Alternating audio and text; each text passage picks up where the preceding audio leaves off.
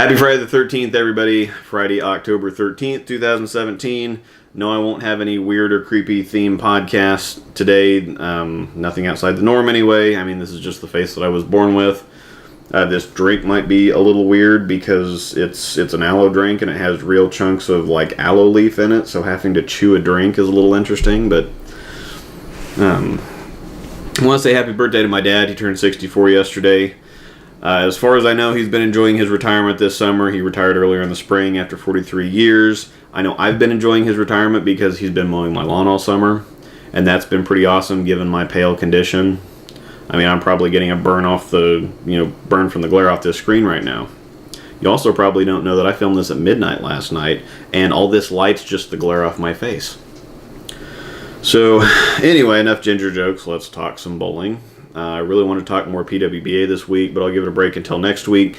I talk PWBA every single week if I can get away with it. I just enjoy watching it, and I think that it's competitive bowling in its purest form right now. So today we're going to talk about the state of bowling. So what state is bowling in? First, you have to start with the definition. What kind of bowling are you talking about?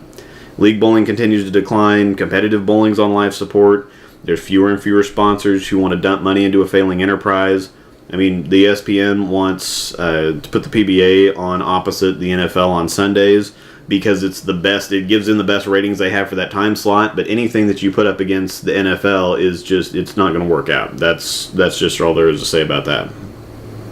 The PWBA operates in the summer off season for bowling. Let's also be real about the fact that nobody wants to be thinking about bowling or in a bowling alley or just inside, period, during the summer when it's nice outside in most parts of the country. I mean, it was unseasonably nice here. I think it was average about 85 to 90 for the entire month of August when normally it's up around 100, so it was really nice here. Competitive bowling is also distancing and alienating its fan base. I mean, bowling's something that can't survive without support from its participants. It's something that must be done or must have at least been done at some point in your life so that you understand kind of what's going on. It's a game that needs to be understood or a game that you need to participate in to enjoy viewing, especially at the higher levels. You're not going to have a huge fan of professional bowling that hasn't at least done it once in their life or doesn't still do it. The viewer base is also a participant base, and the logical conclusion from that is that the more participants you have, the more viewers you stand to have. The catch here is that they can't just be your regular, everyday open play bowlers because that person doesn't understand or see the game in the way that most regular league bowlers do. You need more league participants. That's just kind of the bottom line. League bowling is on the decline for many reasons, although those reasons are debated rather hotly depending on your agenda. Fortunately enough for me, I have no agenda, so I'm able to clearly see and understand all points of view. I've been a participant of many leagues and tournaments. Some serious, some just for fun, and have been in a pro shop in some capacity for a little over a decade. And I went through the same progression that most people who end up where I am have gone through. First, you bowl and it hooks you for whatever reason. It's different for everybody. For some, it's social, some it's competitive, some it's just an excuse to get out of the house. There's all manner of reasons that somebody will join a league for, and they're all important reasons. Then for a select few, it gets into your blood, it becomes about the bowling itself. You want to get better, you want to learn more, so you start spending money, you start shadowing the good bowlers and hoping that one day that you can kind of elbow your way into that coveted circle. It's a steep and expensive hill to climb, though, made steeper and more expensive every day by those at the top who try to make it more and more of an exclusive kind of club. I mean, because the more exclusive it is, the more important they are for being in it. They want you to bowl, but more just so that you can kind of fund their agenda, not so that you can actually be included, not unless you kind of cram yourself into this mold that they created. They champion integrity, not entirely understanding the meaning of the word, but they get behind it and they push it. And in their defense, I mean, USBC is the governing body of the sport. So any sanctioned competition, which, yes, does include your Saturday night fun drinking league. I mean, should you choose to sanction anyway. It's not USBC's job to make sure that you go out there and have fun and enjoy yourself. It's to provide and maintain and enforce the rules for fair play, and that is important. They do provide a number of significant benefits, but here's kind of when the deal gets sour. USBC should concern themselves with the interest of those who sanction with them. They should serve all and consider all to be equally important. I mean, my $15 is the same as your $15 or anybody else's $15. The thing is that it's not equal. It's not to them anyway. Their agenda is for the higher levels of bowling, junior gold, collegiate, and the professional levels. They say they're for the sport of bowling when they really mean they're for the highly competitive part of the sport of bowling. You can have sport, you can have competition, and it can be casual at the same time. I mean, if you go bowling on Saturday night and you're there mostly just to drink and socialize, you're still likely to object if John or Susan puts half their foot over the line. So you don't have to walk in with your $150 jersey or with your name on the back of it, or toting 8 balls into league an hour before it starts, so that you have time to meditate and put half a roll of KT tape on. You don't have to have all that stuff or do all that stuff to appreciate rules that prevent people from cheating or dumping half a bag of Easy Slide on the approach. And I don't think it's an unfair thing to ask people to spend a few bucks sanctioning to protect their interests and provide the benefits they get for a price that amounts to less than the cost of a good steak, or a freaking fishing license, or less than they're going to spend on that clear yellow watery substance that they call beer at the bar on just the first night of league. Integrity is defined as being honest and having strong moral principles, and you don't have to be a linguist or a college graduate to understand that they've been using the word wrong. The word that they're really looking for is elitism. Something can be simple and fundamental and easy and still have integrity. Tic-tac-toe has integrity. Everybody knows the rules, but it's simple to the point that it's unwinnable unless you just play against somebody that hasn't played before or something. The basic rules of USBC have integrity. At their core, they're designed to ensure fair play. Here's where they take that a step further. They've tried to stretch that to infer that unless something is difficult, unless something is taxing, unless something requires a professional amount of expense and skill, it has no integrity, and by extension, nothing done in a league setting is an accomplishment or has any kind of relevance or meaning, because by their own bastardized definitions of the word that they've adopted, league bowling is too easy. It's too casual, it's too inferior to count. By extension, if you're not constantly pushing and practicing and spending money on equipment and jerseys and accessories and promoting the agenda, you're inferior, you're the one hurting the sport. They don't want you in that condition anyway. So I'm a realist. I'm on no one's side, and in that realism, I do favor competition. I like things to be hard. I like things to be challenging, because if you don't have a challenge, how can you say that you really succeeded? I'm the kind of person that wants everyone to be at their absolute best when I beat them, so there's no room for excuses. I mean, enjoyment for me comes from competition, not participation. At the same time, though, that's me. That's how I want to enjoy things. That's not how most others want to enjoy things. In my own personal progression, I got to the point where I was that elitist. I was that guy that hated handicap and hated that idiot that didn't give me two-lane courtesy, and I couldn't stand house shots, and anybody who talked about, with any kind of pride about their so-called honor scores on house shots just made me unreasonably upset.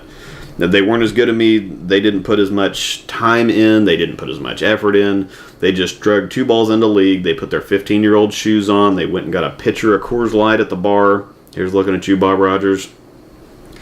Shot 300, 750 and walked out. And of course I knew I was better than that guy, but I mean, nobody could see it because we're bowling on a Wednesday night men's league on a house shot, and that's just wrong. I'd be a clown on the pro shot because I'd had to make people better whether they wanted to be better or not, and they had to do it the right way, and they had to want all the same things that I wanted, because it was really all about me kind of forming everything around me the way that I wanted so that I could be personally satisfied. I had many arguments with many people about why bowling was going downhill, but it was all about competitive bowling. It was why competitive bowling was going downhill and suffering, and boy, I had a great handle on the symptoms, but they were blinding me to what the real cause was. Competitive bowling is eroding away its foundation. They have a vision of what they want, and if anyone opposes that or doesn't support it or just simply doesn't share their opinions, instead of inviting people to discuss something or trying to show them their world, they just shun everybody, and the universal answer is, well, if you don't like it, don't participate. I don't know how you're going to grow something if you tell people, well, if you don't like the way that it is, then you can just leave. That doesn't make any sense to me, but they see all criticism as negativity. They shower themselves in their kind of pseudo-positivity and try to ignore issues and pretend that they don't exist so that they can keep a quote-unquote positive outlook. Anyone who they do engage in conversation is condescended and patronized to because the attitude has been taken that they are in fact right, and everyone else is just kind of ignorant or misinformed, and so sometimes it's even extended to a kind of pity, like they're sad that they're enlightened and that everybody else is just kind of walking around in the dark. Now, if you look at what it takes to be in that circle, it's really very daunting. It requires an extreme amount of time and expense and sacrifice, and the reward is by far not worth the cost. I mean, even some of the best bowlers in the world don't compete professionally because the return on investment is in the red for most people. I mean, even if you do somehow make a living at it, it's a living completely saturated with bowling 24/7, 365. I mean, even most of the professionals have day jobs or own bowling centers or pro shops or something to supplement their income. There's no days off, there's no time off. Bowling is kind of the beginning and end of their world. Most competitive bowlers are what I call professional amateurs, or they're the weekend warriors that have a regular day job, and then they spend every weekend at sweepers or different tournaments trying to kind of live the dream without going all in. It's extremely exhausting, and it requires a very certain set of circumstances. The change for me happened when I realized that it's important for everyone to enjoy things in their own way.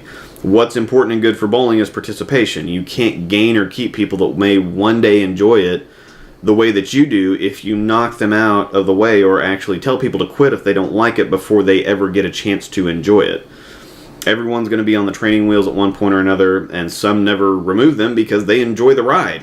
I mean, fortunately enough for me, I decided to pick both sides and give anyone and everyone the best of what I had to offer. That's when things really changed significantly for me personally and professionally. I began to enjoy the game a lot more again when I wasn't trying to be so serious and so hardcore. And shooting a 300 is fun no matter what you're on, and I'd really challenge you to find somebody who wouldn't agree with that. I mean, maybe it means more to some than others, but fun and enjoyment's the name of the game in whatever form or manner you prefer. I know that we need more people enjoying the game. That's just it. The more people we have, the more potential we can have for everything, just period. Competitive bowling has gotten so bloated and so time and cost prohibitive that it's just gotten out of reach for a lot of people who really do want to go that route. I mean, even just to be good enough to keep your head above water in local tournaments or to cash, often enough here or there to make it worth your while, the cost in time and equipment and practice is incalculable. I mean, and most of the time outside of the realm of reality, unless you're just single. The divide has continued to grow and continue to be expanded by the people who say they're trying to save everything. However, you can't be too mad about people trying to push you out of a boat that has a critical number of holes in it. I mean, while I do have a couple contracts, I do have jerseys, I do take 6 balls with me everywhere I go. I do that just because I enjoy it.